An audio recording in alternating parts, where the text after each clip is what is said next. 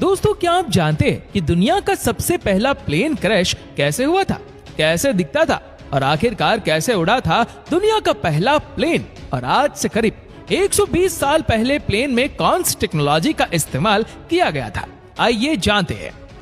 दोस्तों, एक बेसिक खिलौना है जिसमें रबर की सहायता से प्रोपेलर घूमने लगते हैं और घूमते घूमते हवा में उड़ने लगता है। अगर कोई एविएशन का रचेता है तो वो असल मायने में लिली एंथल ही है। उन्होंने अपना पूरा जीवन उड़ने के कॉन्सेप्ट को डेवलप करने में लगा दिया। उन्होंने अपनी जिंदगी में सैकड़ों बार ग्लाइडर में बैठकर ग्लाइड किया, लेकिन एक दिन हवा के झोंके ने उसके ग्लाइडर को इस कदर क्रैश कराया कि लिली एंथल की मौत हो गई और उन्होंने अपने सारे रिसर्च पेपर को एक बुक में पब्लिश कर दिया था। आए दिन लिली एंथल के चमत्कारों को न्यूज़पेपर्स में पब्लिश किया जा रहा था।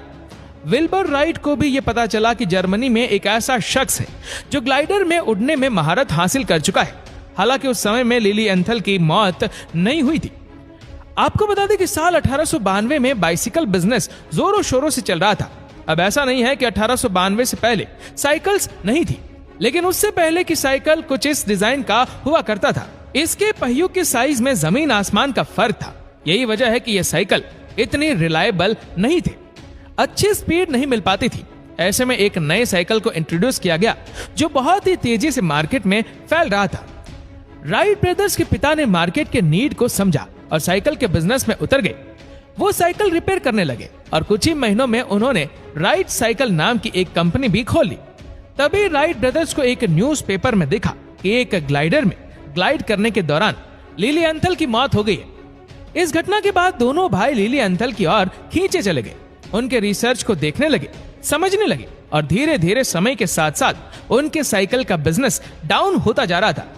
यही वजह है कि उन्होंने अपनी क्रिएटिविटी एक अनोखे काम में लगाना शुरू कर दिया और वो अनोखा काम था प्लेन का निर्माण करना। अब इन दोनों भाई ने 3 सालों में 3 ग्लाइडर्स बनाया और लगातार 3 सालों तक उड़ाते रहे। इसी दौरान उन्हें काफी एक्सपीरियंस हो गया कि हवा में उड़ना और धरती में चलना दोनों में बहुत बड़ा फर्क होता है। सड़क पर चल रही एक गाड़ी दाएं मुड़ सकती है, बाएं मुड़ सकती है, पर हवा में उड़ रहे एक प्लेन के लिए दाएं बाएं मुड़ने के साथ साथ ऊपर नीचे भी जाना होता है। अगर प्लेन की रफ्तार जरूरत से कम हो गई या फिर प्लेन का नोज जरूरत से अधिक ऊपर चला गया तो प्लेन सीधे स्टॉल कंडीशन में चला जाएगा।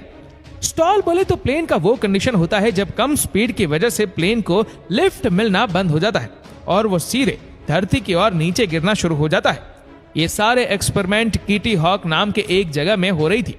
1900 के दौर में ये बहुत ही रिमोट एरिया हुआ करता था। चारों तरफ खाली जगह, जंगल और मैदान हुआ करता था।